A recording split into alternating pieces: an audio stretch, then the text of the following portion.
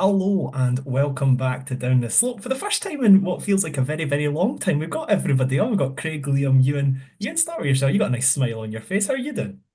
Good mate, just it was just you highlighting the fact that we're all on together. So it's nice, it's good. Been quite the period, hasn't it, over the last couple of weeks trying to get everyone together. Hey. And Craig, unfortunately, you spent half your Christmas period in the butchers and then half your Christmas period being annoyed by me. So have you recovered from that, even though it's only just been a day of recovery? Yeah. So half three, 4 o'clock was a great time yesterday when Harry made his way to the train station. And I knew that my life was going to go back to normal, so that was nice. But no, I enjoyed the game yesterday, and to be fair, enjoyed all the games throughout the festive period, even the ones that I wasn't at. It's been a good period for Hibs, so yeah, I'm happy. Hey, and Liam, I know that me doing intros like this is like nails on a chalkboard for you. So, how was Christmas? How was New Year? Tell me about it.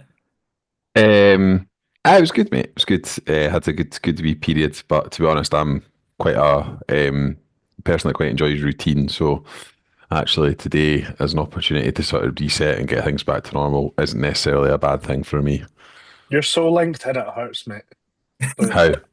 you're that person in the office going, oh, I'm just happy to have the routine back. Just happy to have the routine back. Didn't get me wrong. I enjoy the period when you're off, and that is good. But I think there does become a point. I think especially with just being honest, a little person and nursery being closed for a period of 10, 11 days. I think you do get to a stage where you're quite happy to outsource your childcare again. Love I'm with spending you time with on. my daughter, but I, 10, 11 uh, days is a lot. Like, I'm with you on that, Liam. I've not got a little one. I'm just a bit autistic, so I enjoy the routine again.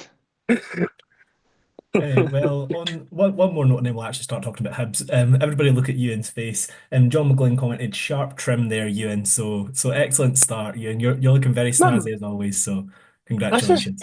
I feel like I'll take it, but this got done on the 23rd of December, so I'll take it though. I'll take it. I I got my hair cut on the same day, and I think my barber was giving me some feedback about getting it cut a wee bit too short because I think he thinks I'm maybe getting a bit of a penalty spot on top. So I'm going to be leaving it a wee bit longer, I think, than usual to get it cut again, just in the hope that it'll magically grow back. Well, when we're it's in the when winter, so When my hair's typically might shorter, grow a wee bit more. you didn't see the receding at the sides. You didn't see the tram line as much. It just looks like I've got a really big forehead like Shankland. And whereas when it gets longer, it's like fucking hell. Right, well, guys, thank you very much for tuning in to Down the Salon. But Hibs played yesterday, and they've played twice this year. Two draws. We're not going to talk about St Johnstone because my head nearly exploded. But talking about things exploding, my heart was about there yesterday. Craig, what a game of football! Superb. It was good to watch, to be fair, and I thoroughly enjoyed it. Uh, very roller coastery from a Hibs point of view. Uh, Obviously, both a team performance and certain individuals as well, I thought were very up and down throughout the game. But overall, enjoyed it, and I would have taken a draw before the game. So I think you have to sort of be happy with that. And Ewan, when you first saw the team lineup, is that what you were expecting going into the game? I know Hoylett wasn't particularly impressive away to St Johnstone. Aye, it probably was Harry. Yeah, mainly because I don't know if we spoke about it last week or if we just sort of spoke about it between the games. There's a bit of a lack of options in terms of the quality of player available, and we are sort of just having to run with that sort of 12 to 14 players really just now. So no real shock, but it did worry me if I'm being honest. So I was pretty happy to come out with a point. Hey. And Liam, before we get your overarching thoughts after the first 20 minutes of the game, did you feel like it was going to be one of those days where you were kind of looking towards the exit at half time? To be honest, when we went 2-0 down, Lee and I looked at each other and I was seriously thinking about just heading for the exit then. I don't have much patience, to be honest, when it comes to things like that. And the first, was it 19, 20 minutes were absolutely brutal. Like, absolutely as bad as I've seen it against them.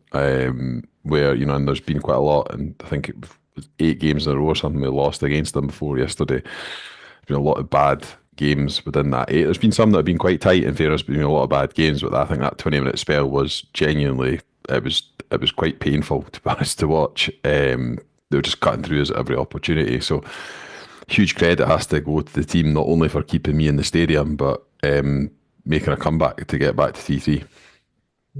And I'll kick us off with the overarching thoughts, and then you guys can just kind of jump in where you see relevant. I think that Gray done a great job of adapting. I think when we started the game, it was probably the highest line I've seen us play in recent weeks. It was a bit of a strange tactical decision. I don't really understand it. And I was also surprised to see that Rangers seemed to be quite happy to like hit us on the counter, which I don't ever remember seeing from a Rangers team. They do tend to like to dominate the ball and try and hit us relentlessly. But I think Nectar Triantis, after the first 20 minutes, I thought he was an absolute baller.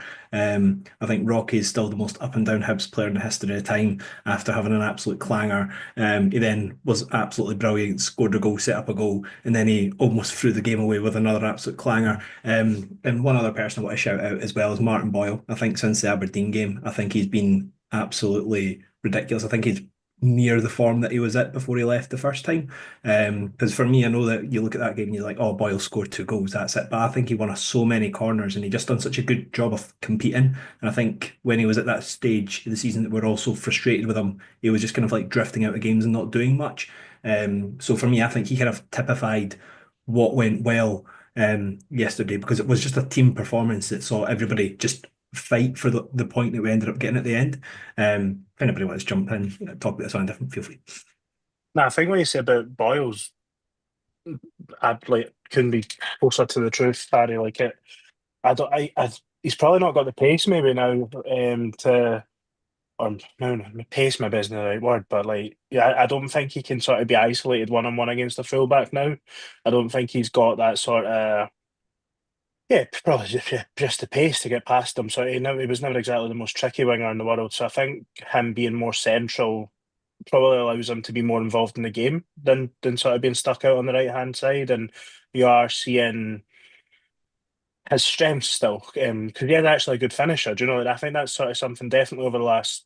Is maybe the second half of his Hibs career, if you like, is definitely much improved from sort of his first spell. But if he can sort of adapt his game to become like a genuine striker, if you like. And obviously, the strikers are sort of still splitting off more often than not in this current system. But really impressed with sort of how he's come back into the team, and yeah, just scoring goals is the most important thing. And if he is going to sort of operate in that central position now, it's people talk about new signings and stuff, but it's certainly a plus point to have him down there. But you probably need to look to bring in a right hand side winger, because right now I think we're playing in the shape we are. Whether you think we stumbled upon it or not, I don't think we can play in any other shape with the sort of personnel that we have available either. So maybe moves that need to more that sort of right hand side, maybe less than through the middle potentially. Still would like to see someone come in there, but yeah, really impressed, really impressed. Nice. And for yourself, Liam, do you think there was a turning point in the game? Obviously, it's easy to acknowledge that the first 20 minutes we just didn't seem like we were at the races, but was there anything that kind of sparked the team into life for you? Well, I mean, it was about 2 minutes before we came on air. Craig told me to read an article in the Hibs Observer, and it would seem the turning point was the tweak that David Gray made in terms of the system. I didn't notice that at the game, if I'm being honest. I didn't really notice that they sort of changed the system. I probably don't really focus on that side of the game as much as I could or should. So, if you were going to ask me for a layman's sort of view of where I think the game changed, I think it really changed on probably the goal, to be honest, the goal that gets us back into the game. Because I think at 2-0, it's all very well looking a wee bit better and looking a wee bit more competent in the game, but actually at 2-0, you're still out of the game, essentially. But the goal, ultimately, at the time that we got it, is probably what changed the dynamic going into the second half as well.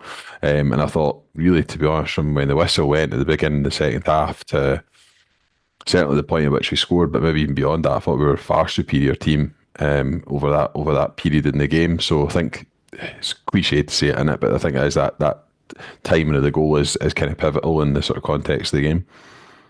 Yeah, it was pretty. Like, I think we had played a little bit more on the front foot in the goal leading up to it, but the goal did kind of come from it. But it did kind of come out of nothing, really. Like we went a little like scoring, really, and it came from a set piece as well. Do you know what I mean? Like it certainly was the goal that changed the entire shape of the game.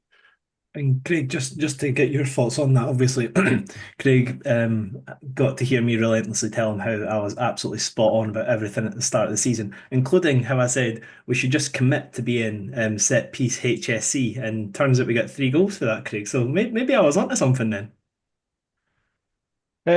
I'll never admit you being right, Harry. It's not just knowing my DNA. So, look, at the end of the day, if set pieces are going to win us games or get us back into games, then I've got no issue with it. Big believer you have to play to your strengths, and our strength at the moment is playing on these set piece moments clearly. And you would hope the more time that goes by, we can pick up goals from open play as well. But no, I would agree with the guys. I think the game goals change games. So I think that was probably the big turning point in the game. Get ourselves back into halftime at 2-1 rather than 2-0. And yeah, when you move into the second half, we obviously start playing a lot better football there. I think as well, Harry, it gives us a bit of confidence as much as anything else. Because look, like Rangers were decent, but Jesus Christ, did we have play into their hands as well? Do you know what I mean? Like early doors, Miller fanning about in the box, and obviously Rocky makes the mistake that leads to the goal. Like I don't want to do them a sort of disservice and say like, but we made it remarkably easy for them, and we looked nervous and like we just nobody nobody in that first 20 minutes, and I would almost say the total opposite for the following 70.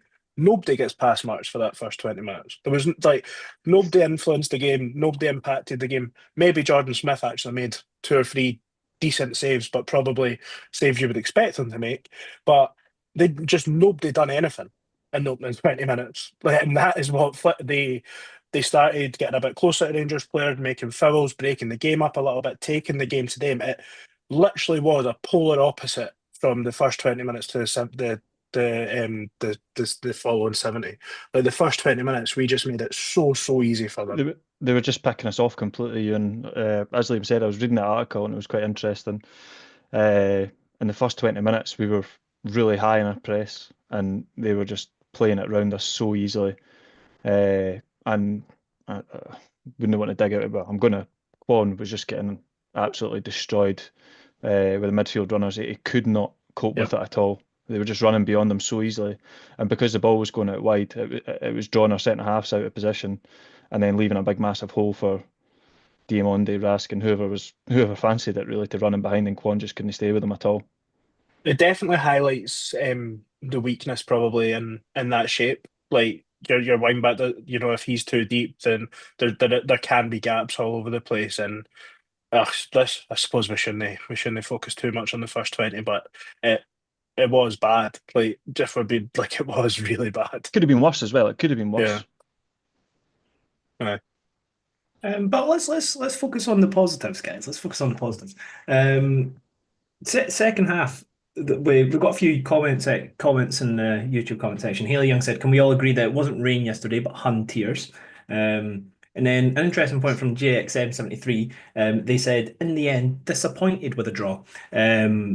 Is that something you guys would? The main reason I would say that is because Martin Boyle majestically picked the ball up at the halfway line, skipped by 2 players, and that ball, as far as I'm concerned, even though it didn't, was in the back of the net. Like me and Craig were literally grabbing each other, Mikey as well, ready to have an emotional moment. And it took me about 10 seconds for my body to like de-stimulate. I was just absolutely ready for a goal at that moment in time. So that's why I would agree that I was disappointed with the draw. But where do you guys sit? Obviously, if you're coming back from 2 goals down, then a goal down to Rangers, you're probably, especially after the Old Firm game, you got to be happy with a point at the end, haven't you? Yeah, I'm happy with a point. To be fair, it was a game that ebbed and flowed, but I think ultimately you have to take a point. And Rangers could have won it in the end as well. Obviously, I'm sure we'll come to that, but happy with a point.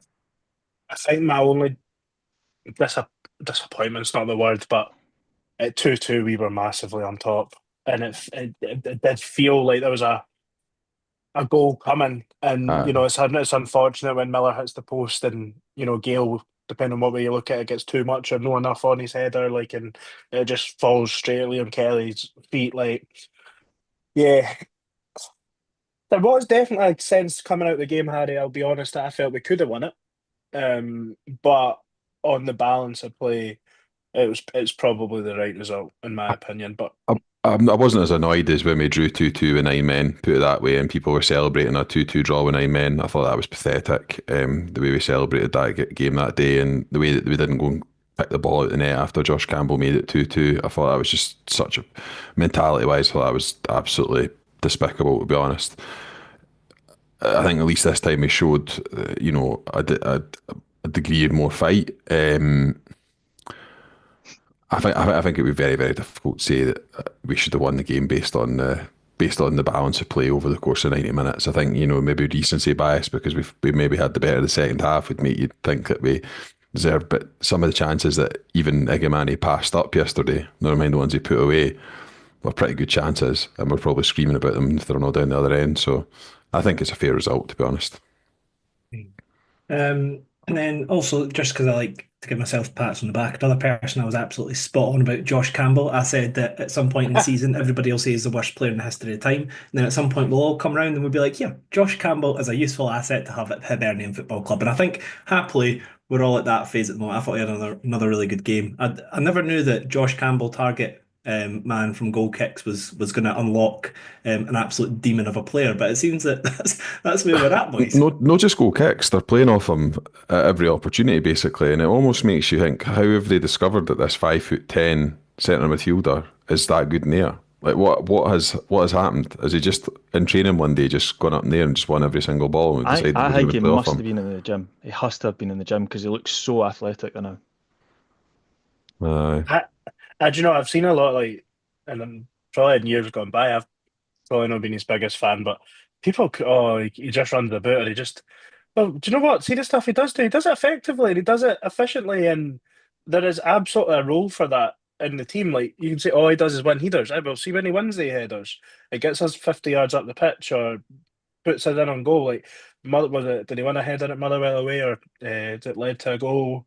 Aberdeen at home, Aberdeen away, maybe. Like, do you know, like, it's efficient and it's like it's effective, and not. By the way, especially the Rangers centre halves yesterday, they didn't want to heed the ball. So if you can have a midfield player, never mind your strikers that are able to rough up centre halves, it can only be a good thing. And then in exciting news, guys, I'm going to shout out Sam Faichney, Feichne. But it's his first time watching live, so hello, Sam. Welcome to us live. You're I fucking your butcher surname. that name. That caught me What off the guard. How am I fuck, supposed to mate? pronounce that?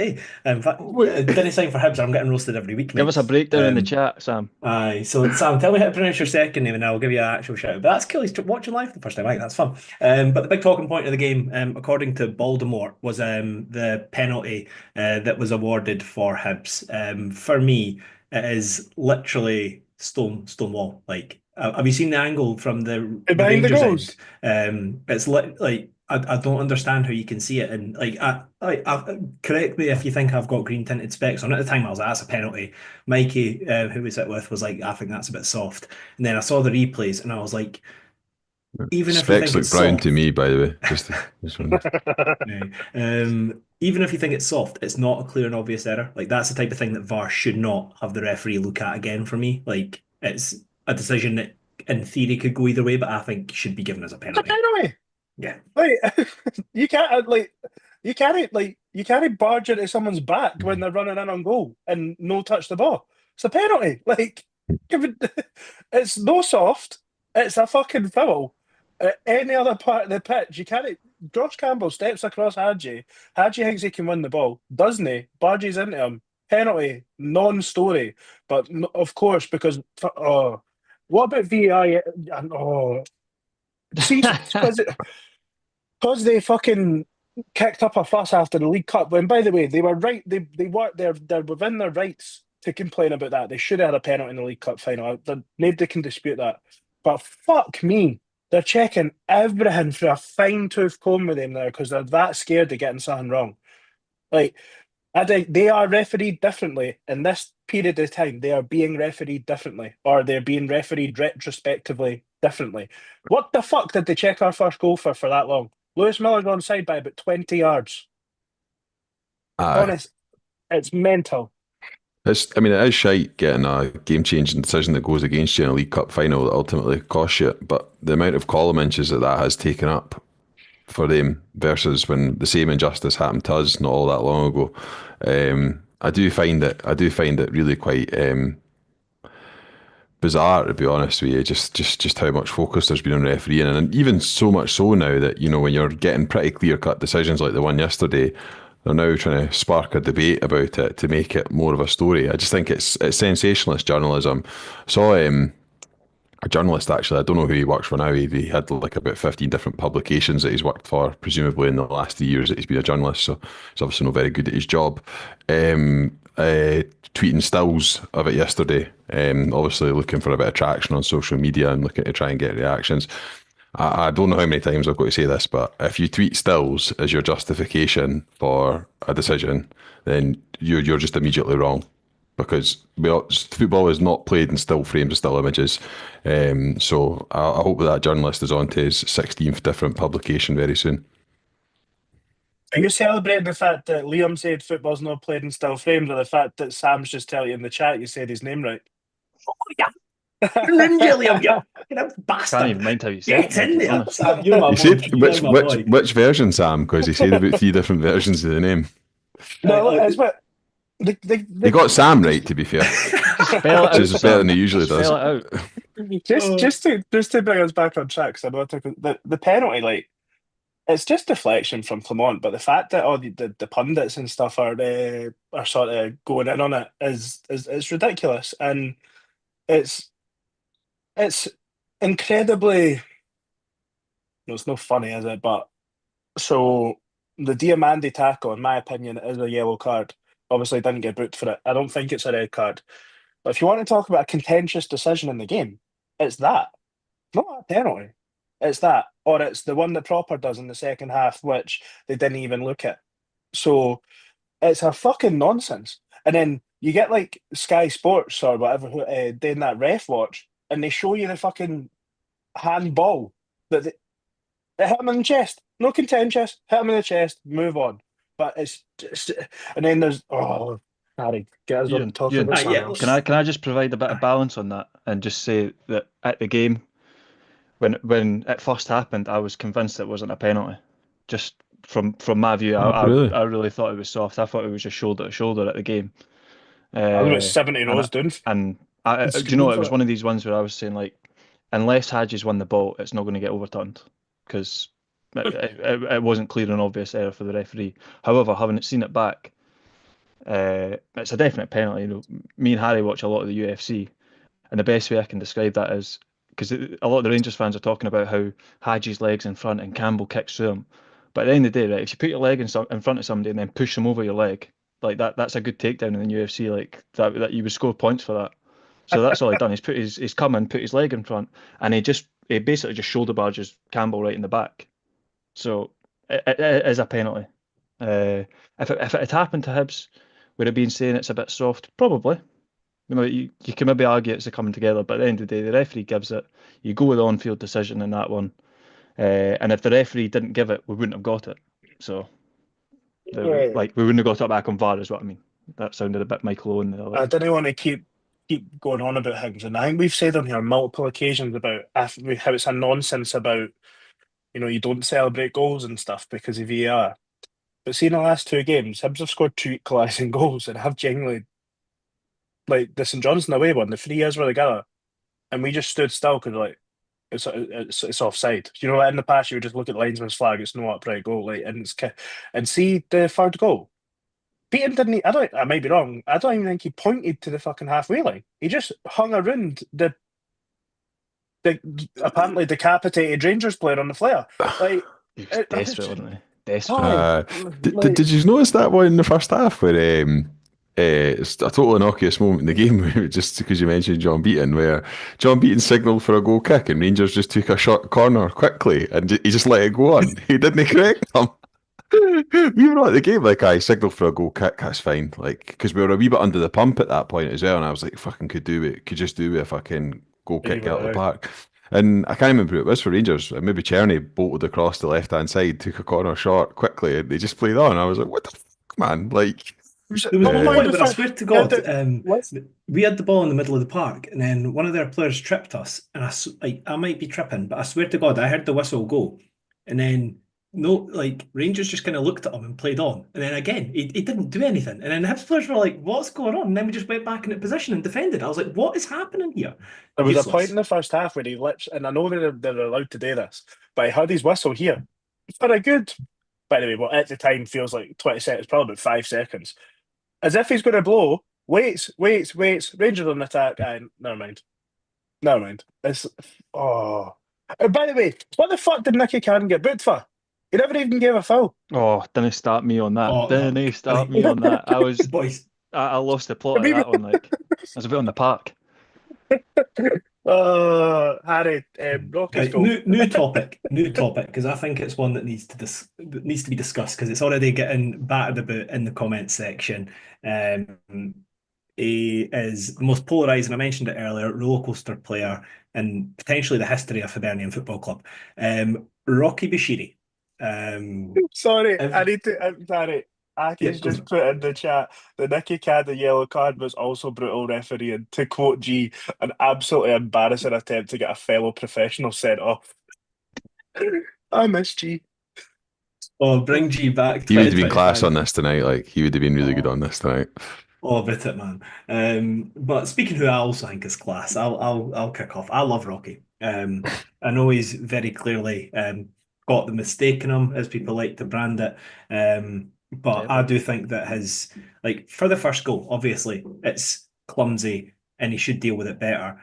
But second attempt, he does head the ball like somewhat. And like, I'm not saying that's a perfect way to deal with the situation. For me, the big mistake is the fact he lets the ball bounce. He doesn't deal with it then. He then clears it, and there's like another two stages before the ball goes in the back of the net. It's terrible defending all around. And because it's Rocky, it's just so much easier to jump on him and say he's the worst defender in the history of time. The one at the end, that's pretty inexcusable. And if they scored to make it 4-3, Is it not then exactly the I, same scenario at the end, I, Harry? Though it's exactly the same no, thing. because he didn't do anything to rectify it at the end. He was just chasing him. I'm not saying he done anything perfect, and it was definitely bad, and it was a mistake. But he nodded the ball away. The players get back in possession, and then they go up and score. And everybody's like, "Oh, that's Rocky." But it's like, well, who else is tracking their men? Why is Oh, you're Mari right. then free in the middle? Yeah, you're right with that. Like the all-round defending was absolutely terrible, and it was probably actually a bit to do maybe with how forward thinking we were in the early periods of the game because we had pretty much everybody forward, and Rocky was the only guy left back to deal with basically a long chunt over the top that normally would be very easy to deal with. And I think he maybe just tries to be a bit too Clever. calm and too cool, and when he lets it bounce one, I'm just thinking to myself, just hook it over your head, or put it out for a throw in at the halfway line or something, because I don't think he's quite good enough to be taking it down and trying to find a pass at that stage when he's got somebody right on his back. But yeah, the defending afterwards is absolutely terrible. We're not picking up markers. We're obviously trying to recover into shape, but to be honest, Harry, I disagree that you're taking. I think you're taking a bit too much of the blame off Rocky there, because at the end of the day, it's a bad mistake, and the situation comes Quote unquote, I about as said a it's a result bad of him mistake. poor defending. Look, it's Rocky should be dealing with both of them, like in terms of the two sort of long balls that he's left one on one with, no problem at all. And there's no, I don't know look, I think he panics under. See, like if I'm being honest, I think if they sort of high balls come in and he's sort of in that one on one last line, that there's no someone behind him, I think he's uncomfortable under the balls. It was similar when we played Hearts at Easter Road at Christmas time last year, and that's because there was a sort of comparable situation in the first half where, and it stands out in my mind because people around me were complaining, and the ball went down the main stand side, and Rocky just put out for a throw, and people around me were going, "Fuck's sake, put it back to the goalkeeper," or whatever. But I felt like because he had the byline there, that calms him a little bit. He's a bit further for goal, and he just deals with it. And I think the two situations, I think he's probably caught in two minds about trying to maybe play and just deal with it, and ultimately does neither.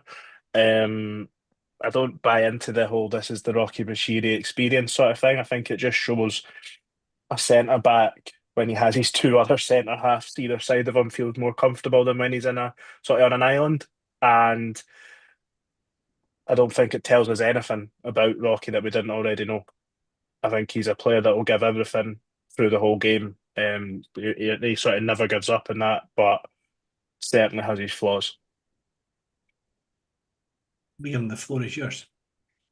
There's not really a lot to add based on what's been said. I mean, I think ultimately the decisions with Rocky and Miller will be made in the summer or maybe even before the summer in terms of do you back your coaches to coach the mistakes out of these two players or not?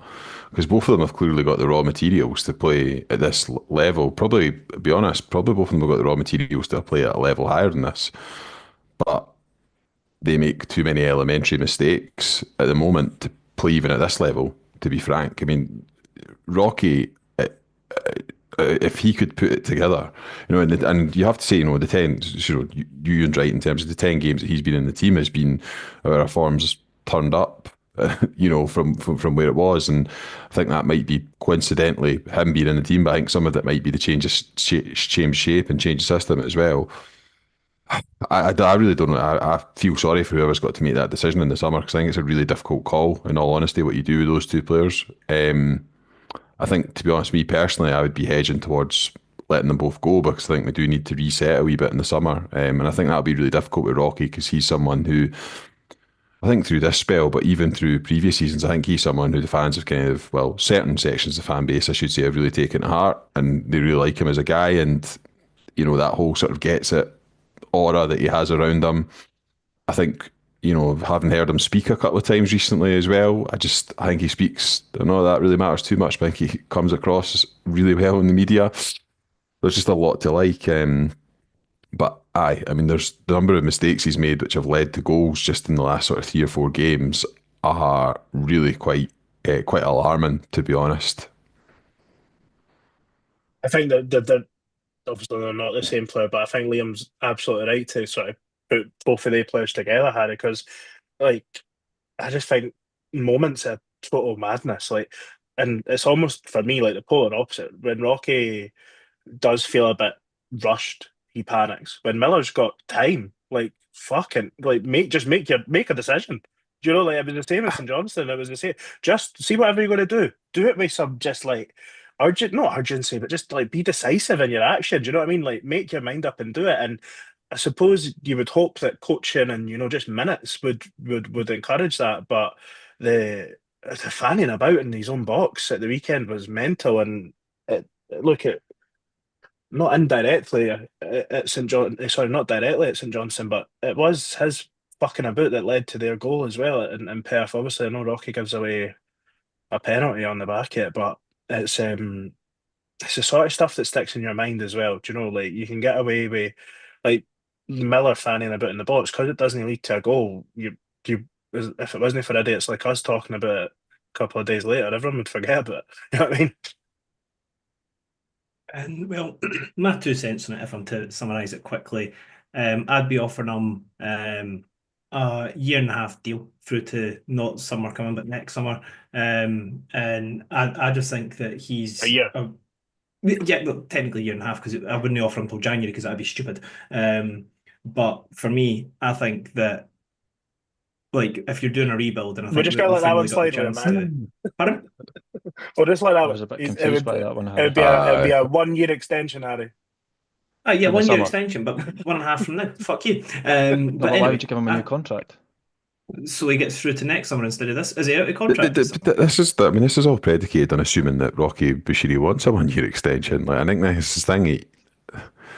He's now played a substantial number of games. He's in the squad with DR Congo. He might, and Lewis Miller might actually have offers that make us not want to renew them because they get better terms elsewhere. I think that's the reality of the situation. They're both still fairly young in defensive terms. They've now, to be honest, they've played a lot of games at Hibs over the spells that they've been here, more than they've played in men's football in total up until that point. So it gives them a springboard and a platform to potentially go and move on to other clubs. I'll be honest, what it comes down to for me is would I back the recruitment team that we've got at the moment, new people coming in to get better, and I think you would have to like to think that they could potentially go and get better in the summer, and if they can't, then I'd be asking questions of the recruitment team. Yeah, I think he's Anyway, better than O'Hara. sorry. So Hmm? I think he's better than O'Hara. I'd have him above Who O'Hara is? and the Peckin or Rocky. They don't play the same position, so I mean that's kind of But irrelevant. even if you were to I think David Gray inevitably wants to go to a flat four.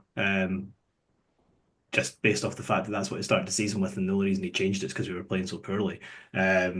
So for me, So he's played as many games with the current system as he started the season with, but you think he inevitably wants to go to a 4 because because he he started the season with that the way. formation that he wanted to play, and then we Well, he lost actually almost every started game, the and then he season with changed a it, and 3 we've at won Elgin. almost every game. So it makes sense to keep going with the current formation. He played an equal number of games in pre-season in League Cup and that with the 3 as he did with a 4. I think that's a bit of a leap, to be honest. I mean, you could say it's a leap the other way around, there being differentiation between the two positions, but I don't think Rocky Bashiri does not get in this team as a right-sided centre half. I think that's very, very clear. I think he plays in the middle of a 3 or doesn't play. Well, I think that's very It's, harsh. I'm Rocky HSC. Give the do boy you a know what? contract. Let's go, Do you know Bashiri. what, right? If I was, look, we sometimes we do plan this, and we sort of were all aware that we'd probably be having a conversation, which we don't particularly like doing, about one individual player for a period of time on tonight's episode, but the strength of feeling in terms of what we'd had said into and stuff was that strong on it that I would like him to stay. I would. But sometimes it is just better to cut ties as well. Do you know, like, he's I, I think he's got. I agree with what Liam said earlier. I think he could be a fantastic defender. I really like. I think he could be a really, really good. He's got enough pace in terms of recovery pace. He's strong. He's not horrific on the ball. Do you know, like he can do a lot of good things. But I don't. I also don't know if I was to like shut my eyes and think of a Hibs team that are doing the things that we want them to do and competing. I don't know if I see him in that team as well. And I totally understand the point of, do you keep him to be in the squad? And that's sort of where I would see him. But he's a young player, so you're not talking about a 30-year-old giving him a 1 year deal and, sort of extending him a little bit. So What age it's is a Rocky? hard one. It's 25. He's 25. That's not young. He's coming at his prime years. He's going to want to play football. This is the thing. That's The what I mean, decision will yeah. ultimately be taken out of our hands. I think. I don't like this. He's fine as a squad player chat either, because he's a squad player this season. He's played the last 10 consecutive games.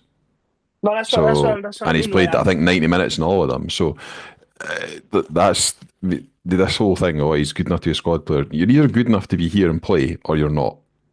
so I think he's demonstrated that he is good enough without being great.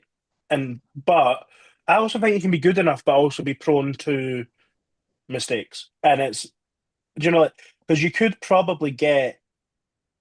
So look, I don't know. Does O'Hara make, or does he make less mistakes? But in general, probably isn't as effective. Do you know? Like, I don't think O'Hara, like, because I think he lacks the pace that Rocky has.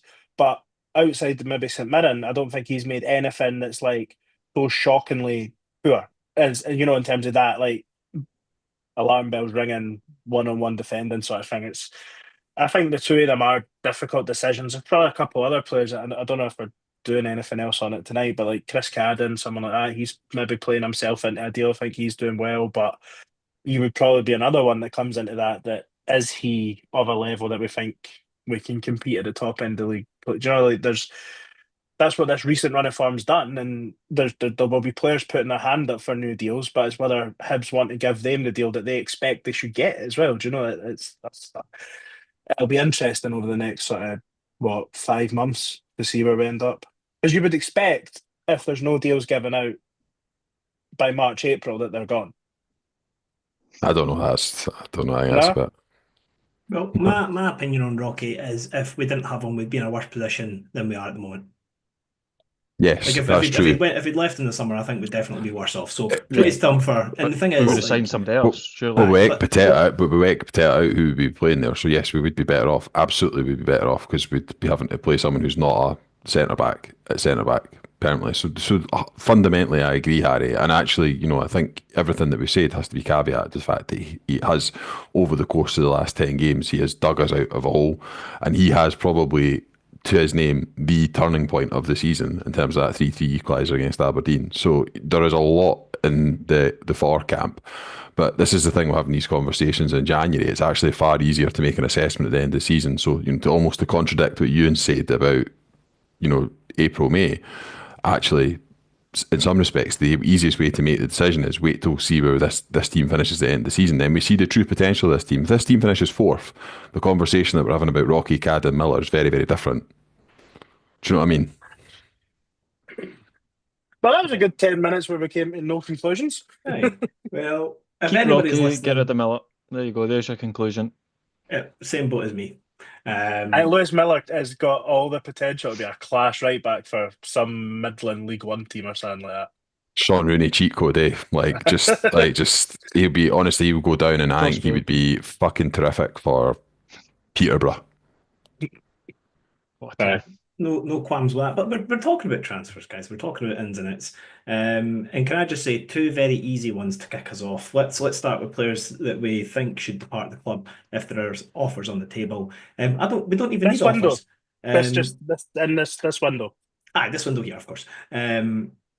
Let's just see if we can get rid of Bursic if there's an option in the contract. And then no offense to Quan, but he's been stinking the gaff out the last 8 times he's played. So again, surely if we're paying money for these guys, it frees up budget that we can bring better players in. That's harsh. Apparently It's harsh. Apparently there's no break clause on Bursic. That's the chat.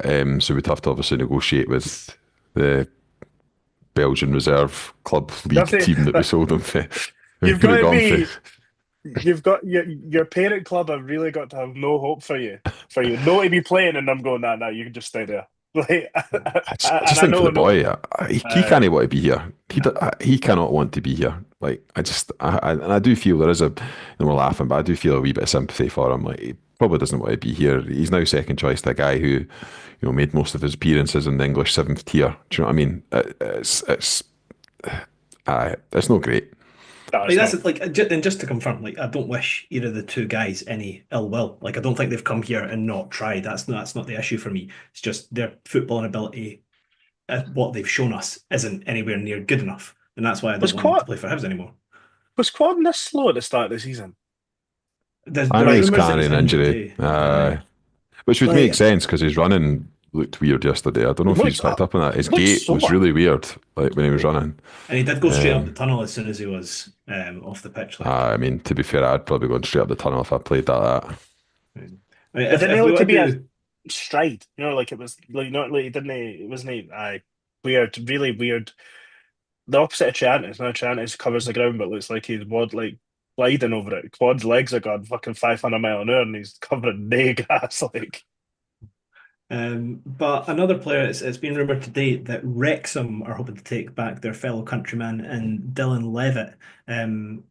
For me, I just think that makes sense for everyone involved. I think that Wrexham are on an upward trajectory. I think that he'll be in a team that's playing on the front foot for the most part in Wrexham in that league. And that's football that probably suits him a bit better than here. I think if he was to make an impact with Joan Yeo going at the team, this would be the time that you would have expected Gray to kind of draft him in. So for me, obviously I like Levitt. I think there's definitely a player there, and I think there's a way to make him work. But he's not in the plan. So for me, if we can cash in on him before it's too late to cash in on him, I personally would. So I wouldn't mind seeing him go in January. I'm probably in the same boat, to be fair. It's I find that a difficult one to commit to because I'm just gutted because I was so excited about Levitt when he first came in, and I'm still desperate to cling on to the belief that there'll be a player all of a sudden out of nowhere and he'll start games for Hibs and be class and control in our midfield. But to be fair, I think if you're at a club this long and it's not working, maybe for him, he just needs to go somewhere else now and play his football elsewhere, and he will kick on and have a great career. But I just don't know if it's going to work at Hibs. I think with our midfield issues, if he was going to play, i.e. when I'm saying midfield issue, I mean like Joe Newell being out of the team, if he was going to play, he would have been in there instead of Quan, particularly given how poor Quan's been over the last few games, and if Cohen's carrying an injury on top of that and Levitt's still not playing, obviously that doesn't look good for him going forward at Hibs. So if you can get money for him and he's not going to play, shunt him. For total clarity, this has all stemmed from that We Are Scottish Football page on Twitter, like who notoriously spouts piss. Yeah. But like it was a Wrexham fan thing that's like retweeted it, but I actually not retweeted it, like shared it. But I clicked on his video and he put his sources that We Are Scottish Football. Oh, dearie me. We've all been had. Okay, never mind. That's me done. Could be utter shite, but it was interesting. I thought Levitt done all right at St Johnstone when he came on. Yes, but there seemed to be a general feeling, and I know sometimes the game sort of translates differently, sort of in person to the watching on the telly or that, but there seemed to be a general feeling that he didn't do much at all. Unless I've just I think maybe Liam, you maybe highlighted, you mentioned his name after the St Johnstone game. I don't know maybe if I've interpreted the message wrong. I thought he done well, and He did fine. He did fine when he came on. I think the difficulty I have is he was brought on to influence a game when he had all that time and space, and he didn't really create anything of note in the time that he was on the pitch. And I think, it's a perfect game for him.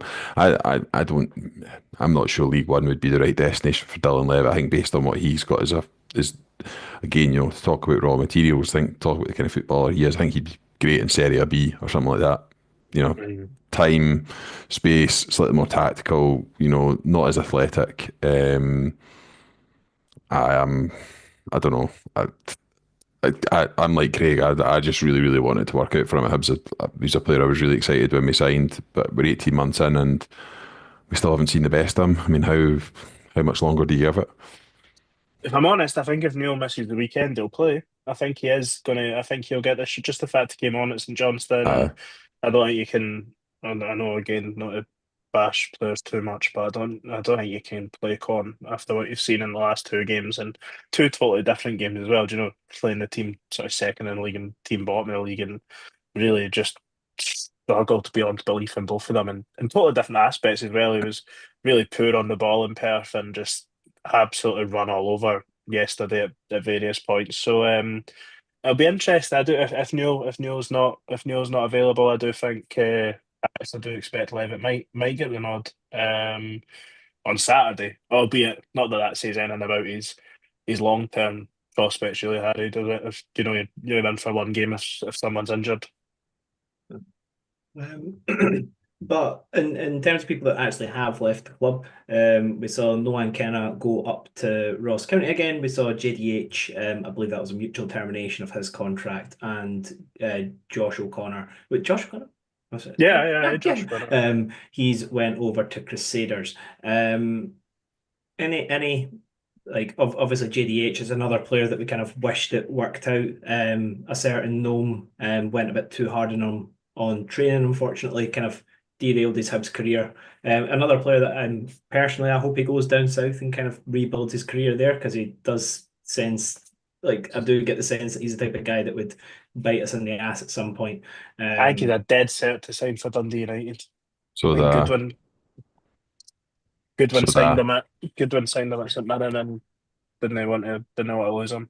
I'm surprised it's not happened already, to be honest, given he's been out of contract for 4 or 5 days. See, be honest, Harry, right? Like, you're absolutely right. We all like Jake Doyle Hayes. We had him on the podcast. He was nice to interview, good guy, a lot of similar interests, shall we say. But kind of summarises perfectly the mismanagement of our midfield of the last 4 or 5 years. Isn't he a six? Doesn't he cover loads of ground? Doesn't he contribute much in the final third? Is just kind of there, and maybe that's doing him a bit of a disservice, but doesn't he? You didn't really quite know what he is, and you could probably say the same thing about Dylan Levitt, who's still at the team. You could probably say the same thing about Quan. You could argue about Triantis still. Triantis clearly isn't a holding midfielder, because even though we signed him as a centre half 12 months ago, but Jake Doyle Hayes just, I think, and then the fact that he'd been in the door fucking 2.5 minutes and he got a 3 or a 4 year deal, like, just a shame that it's not worked out, but just a perfect summary of what's been wrong recruitment wise and sort of squad planning wise with the club over the last sort of 3 or 4 years, which is a shame. Because he did have flashes. I remember his debut at Motherwell. He came on and don't know if he got the assist for the winner, but The sort of put a assist. lovely through ball through. Obviously, his goals against County and stuff, but aye. Lovely stuff. I Just, no one Kenner's getting rave reviews apparently for Ross County. 2 games in, they're loving him in his second spell back up there. But aye, he's a player who's obviously just never going to work out here. To be honest, I think there was not too much water under the bridge, but I think too many managers had seen him and just not fancied him. I think that tells you kind of probably all you need to know. But ironically, we still haven't signed an actual number 6 yet, and we've let one go and loan to Ross County with his contract obviously run up at the end of the season. So I think even in the comms that Hibs sent out, I think we basically said that'll end his stint at Hibs, that 6-month deal, which is quite unusual. Normally when it's a loan just to the end of the season, they just kind of let it run out to the end of the season, but we've made it very clear that we're cutting ties with that player as well. So I think what you'd hope with particularly the Kenner and the JDH ones is it frees up a wee bit of wages to start bringing some players in, and hopefully there'll be a couple more outs as well to free up more wages to bring some more bodies in, Harry. Because the thing is with Kenner that I'll say, I suppose in his defence is I think he's less of a footballer and more of a like if Hibs were in a relegation battle, he'd be a player I'd want in the midfield. I think he's the type of guy that likes to go around and just kind of be physical and be annoying, and he doesn't really want to play football. So I think they're going to a good Ross start County. for a football player, eh? Aye, exactly. But he's went to Ross County, and fair play to him as well. He must have kept his conditioning up because apparently he went and played 90 minutes in his first game when he went up there, and then he followed it up with, I think he got subbed after like 70 in his second game. So fair play to him. It's another play. I think he seems like a good kid. So I do. Do you remember the? Wait, did we get beat He by liked the Hearts? tweet. And he liked the tweet, Hearts and Instagram then said it was pictures. by mistake. And then the final one, O'Connor. He Yeah. kind of typifies that whole, when we had the youth team that done really well in some competition, and he's like one of the final ones that was still around from that, and that team's almost been like completely disassembled. So yeah.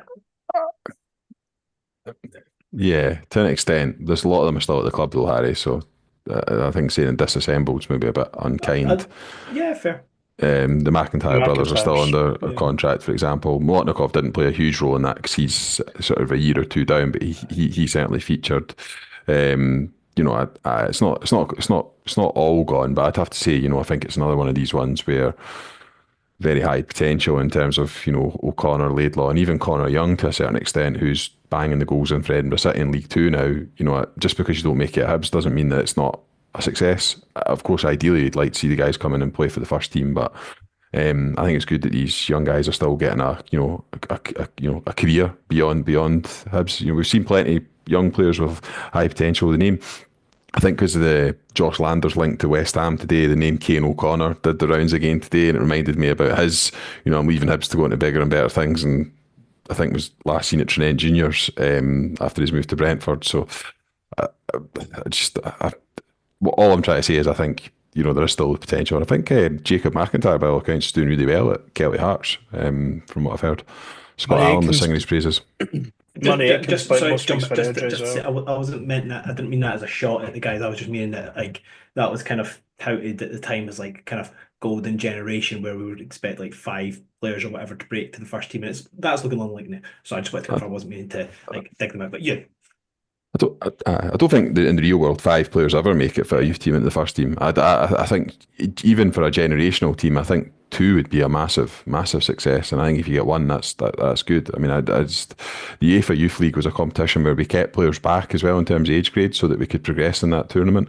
We obviously did really well in it, but I think sometimes because for you young players like that, when they get a profile that fans instantly think that everyone of them's going to be, on the fringes of or get into the first team. That's just no the reality, because it's just one group of age grade players, but most of them are still playing the game at some level in Scotland, which I think is good.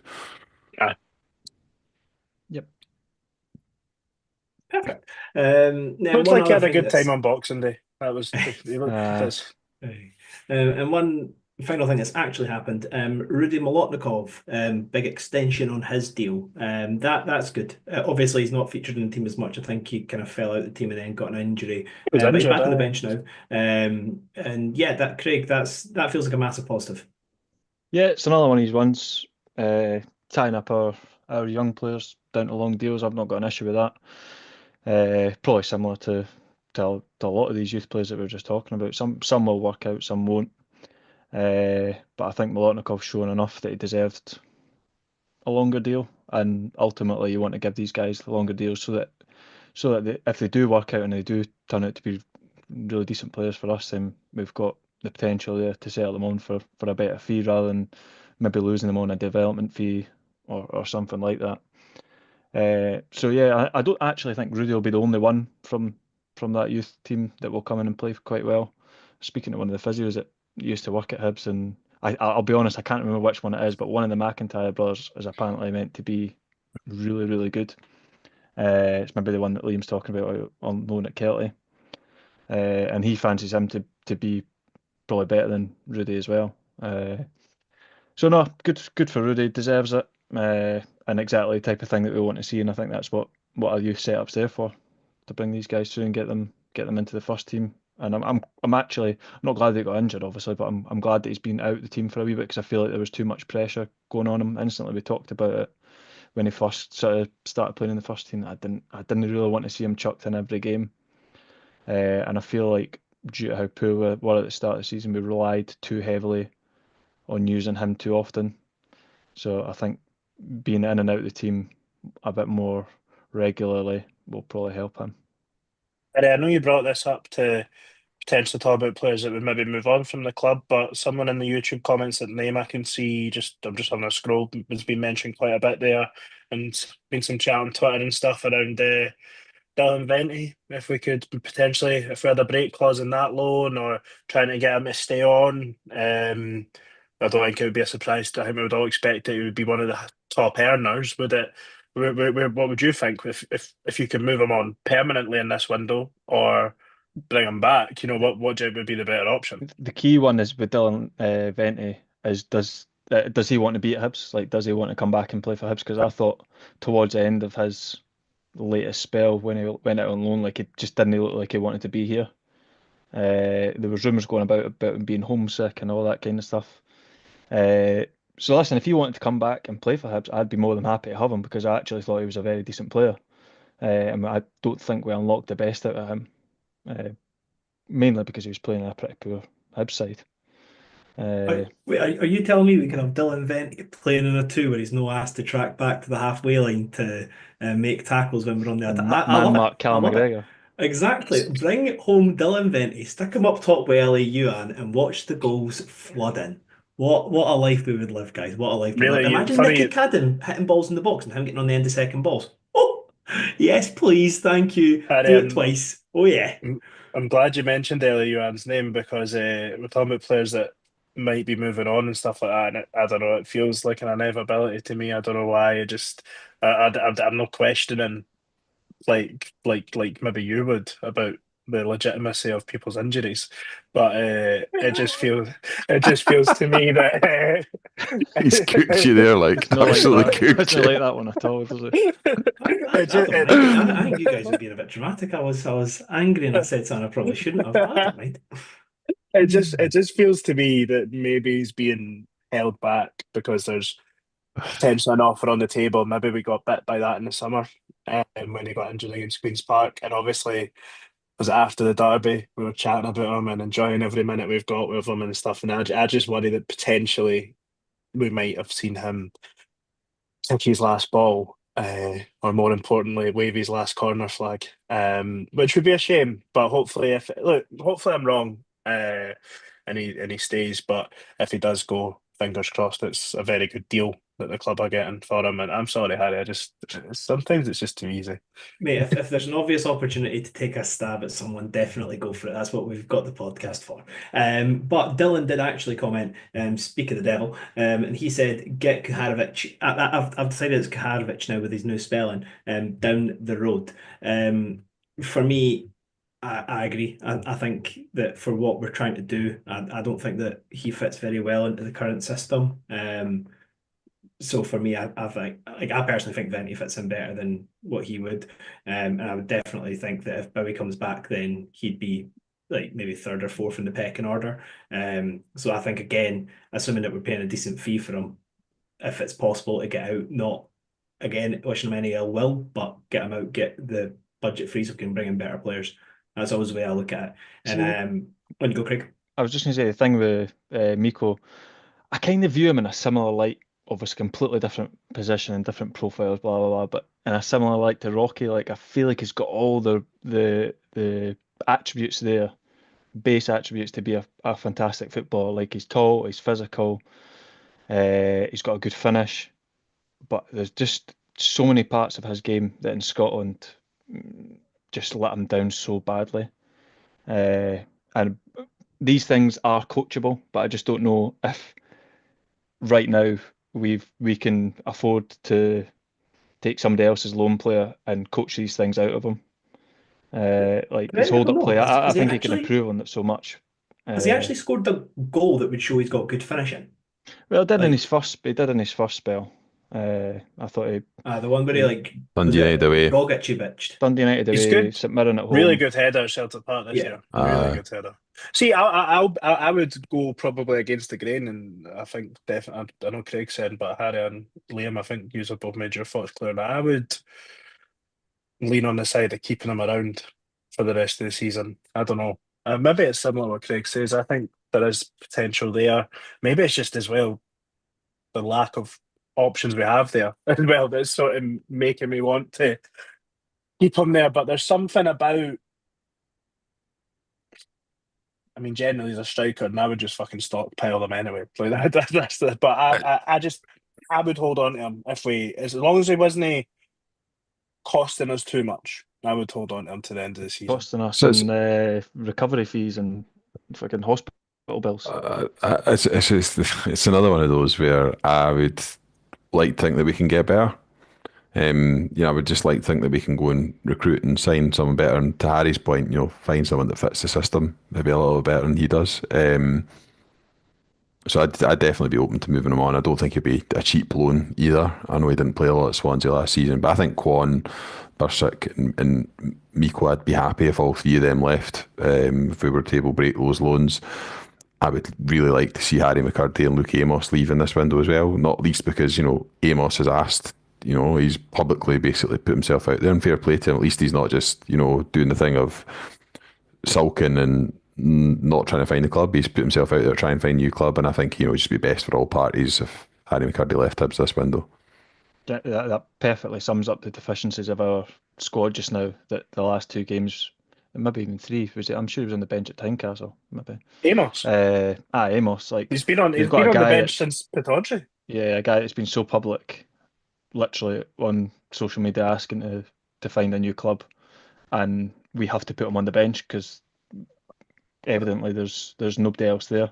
And worse than that, we've had to bring McCurdy on.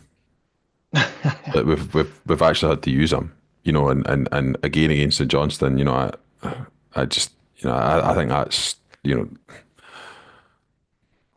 be too harsh, but he just shouldn't be here at this stage. He's had 2.5 years, I know he's had various really difficult issues to battle back from, but he shouldn't still be at Hibs after 2.5 years, not after that first season. Not a chance. And all these guys are on high wages as well. Yeah, absolutely. I think the recent good form has earned the board and the recruitment team more praise than they certainly had at the start of the season. And probably as a four, we were all really critical of them, and yeah, maybe hands up, maybe we did go too early on some of the players, maybe, but for me, the last two games especially, it's just highlighted a total imbalance in the squad, that we are relying on sort of 12, 13 players, 5 games in 15 days, and we're turning to Dwight Gale to try and get to play 90 minutes against Rangers because you don't want to bring Harry McCurdy on, or there's just such a dearth of depth of quality as well, do you know? And it's just not been good. The window in the summer, yeah, do you know what? We probably have brought in a couple of good players that might be here for a while. You know, EP245 started to look good before his injury. Iredale's looked decent, and Chantes has come out of nowhere really in the last sort of 3 or 4 games, and really, really stood up on the ball and played well with it anyway. After Harry said he should never play for us again, and I think Harry maybe had him and Miko on I think he maybe had a train going via Sunderland to Swansea, which was a bit out the way. But yeah, just the squad's just miles off it still. I know, and I think the manager's doing a fantastic job to get what he's getting out of them currently. Oh, Nicky Cadden, he's the player that I've been the highlight. Obviously, he deserved praise for that, but his twin was in the squad, so don't know how hard that was. So And then fuck the board. just to open it up to our wonderful commenters on YouTube, Mark Telfer said only McCurdy or Harry at Hibs should be Craig and Harry on the podcast. On yourself, Mark. I tell Craig that all the time, don't you worry. Lewis Young said, if you were to get, if Nectar Triantis, let's just say, is available, how much would you pay for him? How much would you happily see the club pay? I wouldn't pay what Sunderland would want. Right, Sunderland will view him as a young. 7 figures is what they do. I think Sunderland would want north of £500,000 for him probably, and I don't think that Hibs should be paying that for a player that is supposed to be our defensive midfielder but carry track runners and carry win tackles. I disagree with the can't win tackles. The track and runners thing's fair, but he does win tackles. There was a lot of tackles. That's wrong. He's one. Like if he was your player, you would develop him and you'd take the mistakes. But I think at the moment, because he's not our player, we're probably less sympathetic to some of his shortfalls, shall we say? I don't know about his valuation. I think they paid £300,000 for him. Has he played a first team game for them yet? Would they be just quite happy to recoup what they paid for him? I don't know. I mean, I would suggest. What would you want to sell him for? If we ignore the who's comparable? Who's comparable at the moment in the squad? We paid £300,000 for Dylan Levitt, and we're casting him off. Hearts got 600 grand for Kairos, apparently. No, I know he's Australian that transfer's an anomaly. That is an anomaly. Someone at DC United has just genuinely felt charitable. Genuinely, that transfer's an anomaly. It's like the ones that you just can't explain, like when Franny Jeffers went for 12 million quid or whatever it was. Like you just can't explain some figures in transfer fees. I don't think so. I think Sunderland would want a substantial fee for him, mainly because of his age, and they did invest in him.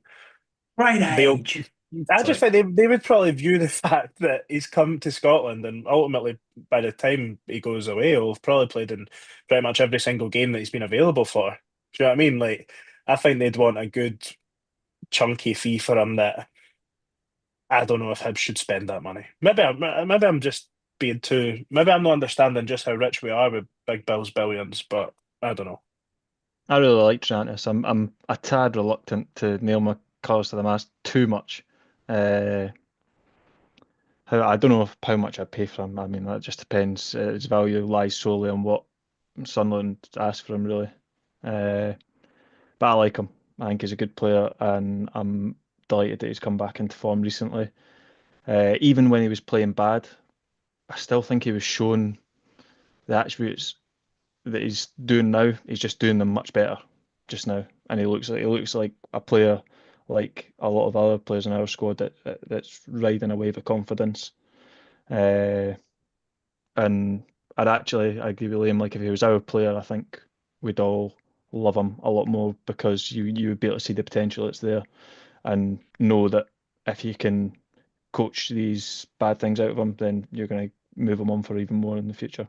Kick the can down the road, make the decision on him in January. It's the only sensible thing to do. There's no point in going balls deep in an offer on him just now, to be honest. Yeah, I think the biggest thing I would say, just because I maybe was quite critical, he doesn't hide. He does make mistakes on the ball, but he does look to get on it and keep play moving and stuff. Not like another certain Australian defensive midfielder. It's funny you say that. Dylan's just asked in the chat, what's Jimmy J go up to these days? And hopefully not playing football anymore. Right, how do you give someone a 10-minute ban period on the YouTube comment section, Dylan? Only kidding, of course. But I know, Aki said if Sunderland get promoted, does he then become more attainable? Because he's obviously, I don't think he's, hi Leon again, I don't think he's quite Premier League yet. So it probably makes sense. And even, like, to be fair, if they went up, then even another loan deal would be probably good for us to have I mean, them we another can't. year and for their I development. know. I don't care who you are. We can't be having pretty much a nailed on start in the middle of the park on loan next year. No, I'll go fucking insane. I no, didn't mind no. I appreciate what Harry. I do understand what you're saying, but just no, no again, no another nah. year. No goalie on loan either, please. That's a certainty. Get that team. See, on Aki's point about them getting promoted to become more attainable, yes, he does, but he also becomes more attainable to Championship clubs, League One clubs, other Premiership, Scottish Premiership clubs. So I think, yes, he becomes more attainable, but in the same breath, it becomes less because there'll be more people wanting him But and more again, people able to get him. same as out of contract players. You might go after an 18 months at Hibs. Aye. What's up next? Aye. And another comment, big up John McGlynn, who's doing the job that we never really do for ourselves. And he's saying, if you want to hit the like button, please do. What a legend. Thank you very much, John. That's very kind of you. Okay. And then finally, boys, at the start of not the last 5 games, but maybe the length of games before that, we were looking at them and we were like, you know what? I reckon Hibs should be getting like 12 points in the next 5 games. And I think we ended up picking up 1. And then when it then moved to the next time we were looking at the next 5 games, how many points should we be picking up? I think we then said we'll be picking up about 3, and then we picked up 13. However, we're at a game, and I'm just going to quickly Google search without you guys being able to see it. I'll tell you the next 5 if you want, Harry. I include the cup game. We'll ignore Celtic. Aye. So next 4 league games and Clydebank. Do you want me? I'll just rattle it off then. So home to Motherwell, home to Clydebank. I'm just saying that's a gimme. We can ignore that one. Away to County, home to Aberdeen, and away to St Mirren. Liam, you get the ball rolling. What's out of the next 4 games? What's the minimum points you would be expecting? I thought you were going to try and trick me there and say 5, and I was going to say 15 points. I think when you're home games, I would like to think we'll get a result at one of Ross County or St Mirren away. I'm going to go for 9 points from 12. I do think there'll be a slip up in the 4. I think it's a big ask to win all 4. It's just, the backer run they've been on. And I do see us disposing of Clydebank in the cup, just so there's no doubts there. I do see us winning that one. So I think a continuation of the positivity and hopefully some new bodies coming in that can help breathe some fresh life into the squad. Because I think the one thing we've not touched on is these players have played a lot of minutes over the last 6 games, and that's been out of choice because we've chosen not to play some players who, frankly, are just out of favour. But there's been a heavy load on a lot of those guys, and we've got a couple now that we're waiting on coming back from injury. I think the return of Bowie could be massive. I think ideally Bowie would be in a position where he could maybe play some minutes against Clydebank, get himself up to speed in that game, and maybe give some of the fringe players a bit of an opportunity in that game, but still whilst naming a fairly strong team, because you want to go out and make sure you win the game first. But I think that's what I see. I see 9 points from the 12. Floor's open, you and Craig. Is the question what I think we'll get, or what do I think Craig, we should you're more than expect capable to of get? answering both those questions, mate. Right, You go for it. thanks, mate. What do I think we'll get? I think we'll. To be honest, I'm a bit of a superstition guy when it comes to football, and I look at Hibs now and I go, "There's no chance that we're not losing a game some point shortly." We've went unbeaten in 6, so we are well and truly due a loss. Having said that, I don't think it'll come in the next 2. I think we'll beat Motherwell, Clydebank. I think Ross County away. It's a difficult one. It's a difficult one. Is that a Saturday? Is it? Thankfully. No, mate, it does make a difference. It definitely shouldn't, but it definitely does make a difference. Definitely does. You were referring to cold Tuesday night in Stoke. It's a cold. See the law of averages though. They've won 3 in a row. Like, they cannot keep winning because they're not good. We've seen them just a few weeks ago. In fact, they're worse than not good. They're really quite bad. And the fact they've won 3 in a row speaks to how the standard of this league is. Like, I watched them. Did you see how they defended Easter Road? Like, you could have. We were humming and scored 3 goals. They're bad. Yeah. To sum up my answer, I would be happy with 7 points out of the 4 league games. Maybe a bit negative, but I think that would be a fair return out of those games. Yeah. You know, Harry, I've got 75 different ways I could go with on this one, and you can that I'll just pick one and then change Give my us mind halfway formations. through. You can, I'll just change my mind halfway through anyway. What did you ask? Did you ask for minimum expectations or what? I've literally said to Craig, you're a big boy, and you can make your own choices up. Whatever you want to do, you can do both. You can do either. I don't care. Look, I think we should be. He's going to give you both now because you've fucking done that. No. I think we should be looking to remain unbeaten in these 5 games, including the cup. And I think you should really be wanting to take at least 8. 2 wins, 2 draws. I think you should be looking to do that. Win both your games at home, and then they're not the easiest away games in the world. But that's generally my view on how Hibs should approach most games and spells in the league. Win the games at home and compete away. That's why we had very different views coming away from St Johnstone on Thursday. Do you know, like, we obviously were debating that in the car back down the road. I wasn't all that displeased with that because I think picking up points on the road is almost always a positive. It was a disappointing result, but it's a good thing, and I would like to think that we can go through this 5-game run unbeaten. But what would that then be? Would that be unbeaten in 11? 11. If you include the with- cup. That's what I'm saying. If you and- take each of and them in one isolation, defeat in, what would that have been? 1 defeat in 13 or 14, like 13, it's no Hibs. Look, yeah, Hibs will lose a game of football at some point. I think we can confidently predict that, but there probably would be an element of disappointment if it came in any of these 4 league games. Then that's fair. Yes. Right. Well, let me make it very simple for you. Motherwell, they have 1 good game, 1 shit game. Bush, 3 points. Clydebank, non-league. Bush, through to the next round. Ross I was County, going to say 3 points. Pish, 3 points. Aberdeen, they've not won in about 18 years. Boom, 3 points. St Mirren, that gives me the fear, but fuck it, we've bounced back. That's going to be the proper comeback arch for David Gray, where his first league game was an absolute disaster. Boom, That's 3 what I points. think. I think we're more likely to win at St Mirren than we are at Ross County. I just think we'll go and avenge what happened early on in the season. I think we'll go there, and we've not done it often enough. There was obviously the LEUM one a couple of seasons ago when we won through there, but we haven't done it often enough at St Mirren. I would like to see us go there and avenge that. I know I've just said Ross County are terrible, but They're decent at home. They're decent at home. like, there is something about that, and you know, just while we're on it, Aberdeen have to turn at some point as well. Like, they have to, you know, they have to return to the mean and be the very middling team that they are and start winning games again. So I think that'll be tough. This weekend. That's my loss that I've accounted for. That was where my loss was coming from in those 4 games. Aberdeen will finish 3rd. That's my. I think they will. I think they've got. So this is my. I'm slowly but surely getting on Harry's trend of Dundee United are fucking gash. I was waiting. I was gutted that Dundee United wasn't in that. I want Harry to talk about Dundee United. He's actually stopped me because I was going to go on. We've won that many games in a row. Celtic, Bush, and then I've remembered that we've got another Scottish Cup tie. Bang, quarter final, and then we've got the worst team in the fucking league away from home at night. They're going to be terrified. Dundee United getting pumped. We're going to win about 18 games in a row from them. Magic. Do you know what? Right, that's just this. I looked at the fixtures before the split. Obviously, I think we play almost everyone, but they kind of fall okay.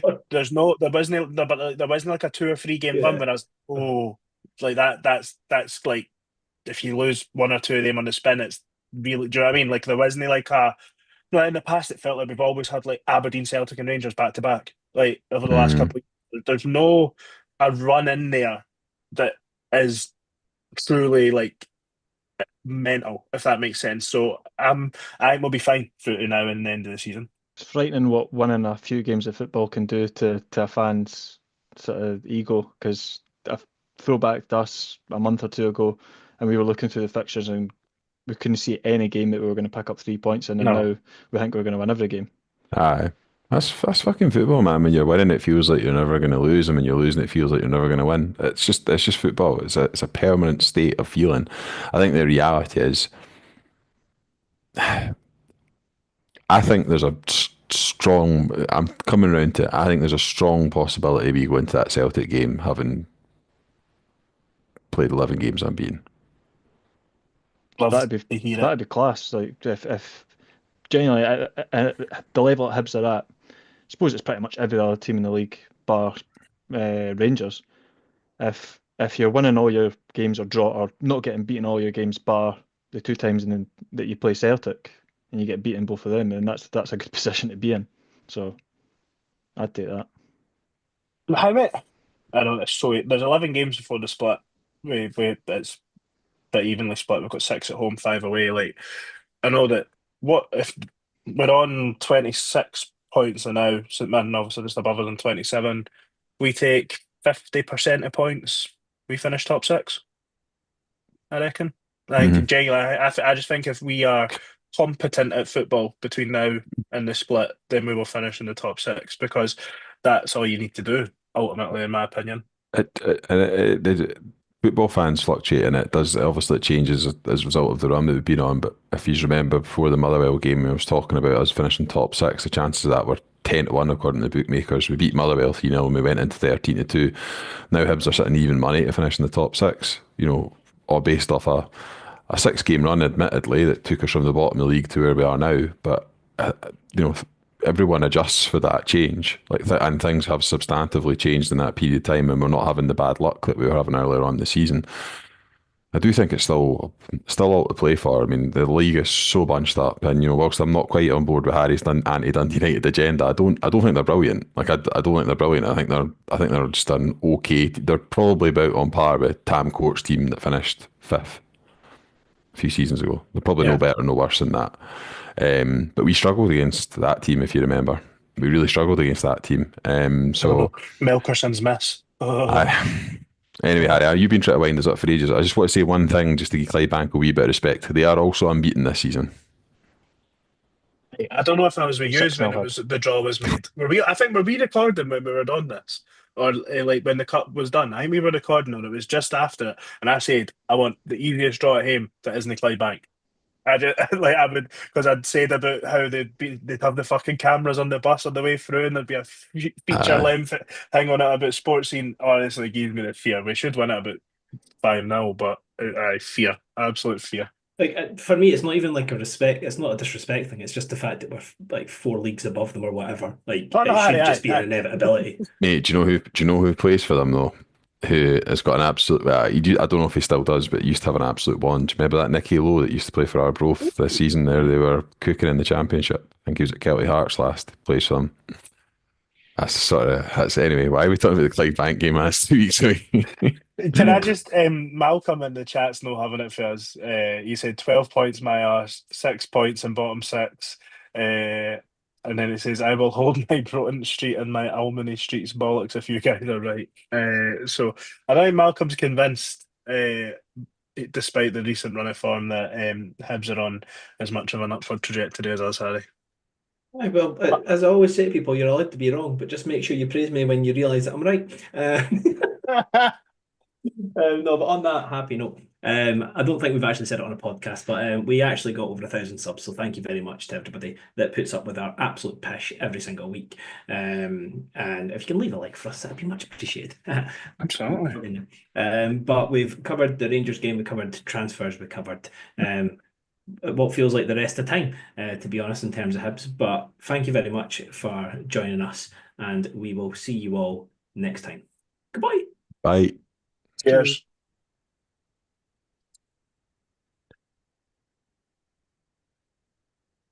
It's been a while.